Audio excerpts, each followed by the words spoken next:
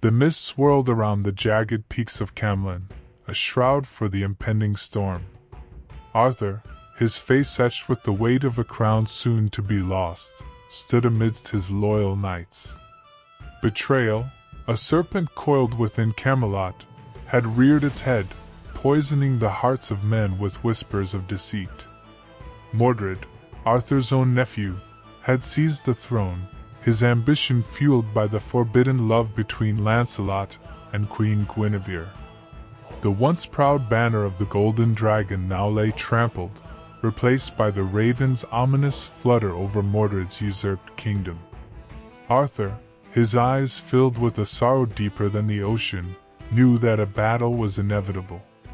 He gathered his remaining loyal knights, their faces grim, their hearts heavy with the knowledge that this was not just a fight for the crown, but a battle for the soul of Camelot. Lancelot, his shame a burning brand upon his soul, stood beside the king, his love for Guinevere a silent vow of redemption. Gawain, his loyalty unwavering, roared like a lion, his blade a testament to his unwavering devotion. Yet their numbers were dwindling, shadows of their former glory. Mordred's forces, fueled by ambition and deceit, outnumbered them. Yet a flicker of unease flickered in their eyes, a tremor of doubt sown by the whispers of their king's rightful claim. The air crackled with anticipation, the silence broken only by the mournful cry of a raven circling overhead. Then the storm broke. The earth trembled as the two armies clashed, a cacophony of steel on steel filling the air. Knights, once comrades, now locked in a deadly dance of betrayal. Lancelot, his movements a whirlwind of fury, carved a path through Mordred's ranks, each blow a desperate attempt to atone for his past. Gawain, his strength fueled by righteous anger, fought with the ferocity of a cornered beast, his every strike a roar of defiance. But the tide began to shift. Was it simply ambition that drove Mordred? Or did he believe, with a twisted sense of righteousness, that Arthur's reign had grown stale and tyrannical? Perhaps whispers from Morgan Le Fay, Arthur's half-sister, fueled his rebellion, promising him a throne built on the ashes of Camelot. Within Arthur's remaining knights, loyalties wavered. Some, their faith in the king shaken by the accusations and the suddenness of Mordred's rise, fought with a heavy heart. Others, their loyalty absolute, stood firm against the usurper, their blades flashing with unwavering determination. The battle raged, a brutal tapestry woven with the threads of steel and blood. The mist swirled, carrying the cries of the fallen and the clash of metal. A spectral wind howled through the valley, perhaps carrying the whispers of ancient prophecies foretelling this cataclysmic clash. Amidst the chaos, individual acts of heroism shone like beacons of defiance. A young squire, barely a man, held his ground against a seasoned warrior, his courage fueled by the fading light of Camelot. A grizzled knight, his body riddled with wounds, stood guard over a fallen comrade, his final act a testament to the bonds forged in battle. Arthur, his heart heavy with the weight of betrayal and the knowledge of his dwindling forces, fought with the grace of a fallen god, his Excalibur a beacon of hope amidst the carnage. His every blow was a silent apology to his fallen kingdom, a desperate attempt to salvage the dream he had strived to build. As the sun dipped below the horizon, painting the battlefield in hues of crimson and despair, the clash reached its climax. Arthur and Mordred, locked in a final, desperate duel, became a storm of steel and fury. The ground trembled under their blows, the very air singing with the power of their blades. Mordred, driven by a desperate ambition or a twisted sense of purpose, fought with a reckless abandon. Arthur, his sorrow a shield, his duty a sword, fought with the dignity of a fallen king. In the end, their fates intertwined. Arthur, with a final, desperate thrust, pierced Mordred's heart. But the usurper's dying blow found its mark, leaving a gaping wound upon the king's side. Both fell, two dragons locked in a final, fatal embrace. The battle raged on, a maelstrom of vengeance and despair. But with their leaders fallen, the remaining knights faltered.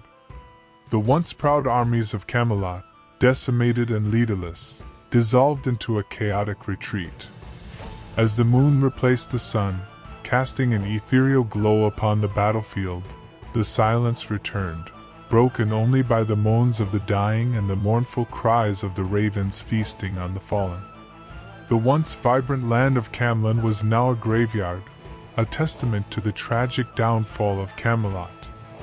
The aftermath of the Battle of Camlann was a tapestry woven with despair and uncertainty.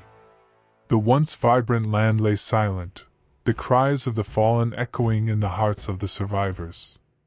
A pall of grief settled over Britain, a weight heavy upon the shoulders of every man, woman, and child. Among Arthur's remaining loyalists, grief morphed into a burning rage. Gawain, his spirit shattered by the loss of his king and comrades, vowed vengeance against Mordred's kin, a vow that would echo through the coming years, fueling further bloodshed. Others, their faith and ideals shaken, retreated into their lives, the dream of Camelot forever tarnished by betrayal. Mordred's supporters, initially fueled by victory, soon found themselves plagued by unease. The shadow of Arthur's legacy loomed large, his final words a constant reminder of the fallen king's nobility. Whispers of Mordred's treachery began to spread, casting doubt upon his legitimacy and sowing the seeds of rebellion. Across the land, bards mourned the fallen king in their songs, their melancholic melodies echoing through villages and castles alike. The tales of Arthur's valor and the tragedy of Camlann became etched in the collective memory, a stark reminder of the fleeting nature of power and the ever-present threat of betrayal. The battle itself cast a long shadow on the future of Britain. The once unified kingdom fractured, plunging into a period of chaos and warfare. Rival warlords rose, vying for power in the vacuum left by Arthur's fall. The dream of a united Camelot, a beacon of hope and justice, faded into a distant memory. Yet, amidst the despair, a flicker of hope remained. Arthur's final words, carried on the wind, resonated in the hearts of many. The spirit of chivalry, though wounded, refused to die. The dream of a just and noble king, though seemingly shattered, continued to ember within the hearts of men. The legend of Arthur, the fallen king, became a rallying cry for future generations, a reminder that even in the darkest of times, the hope for a better future would forever endure. Thus, the Battle of Camlann, though marking the end of an era, also became the catalyst for a new chapter in the story of Britain. A chapter filled with conflict and struggle, but also with the enduring hope that one day, a new king, guided by the ideals of the fallen Arthur, would rise and unite the land once more.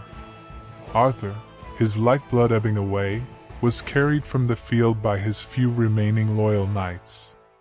As he lay upon a makeshift bier, his eyes gazing at the stardusted sky, a single tear rolled down his cheek. It was a tear for the shattered dream of Camelot, a tear for the betrayal that had brought it down, and a tear for the future that now lay shrouded in uncertainty. His final words, whispered on the wind, echoed through the ages. Though Camelot may fall, the spirit of chivalry shall endure.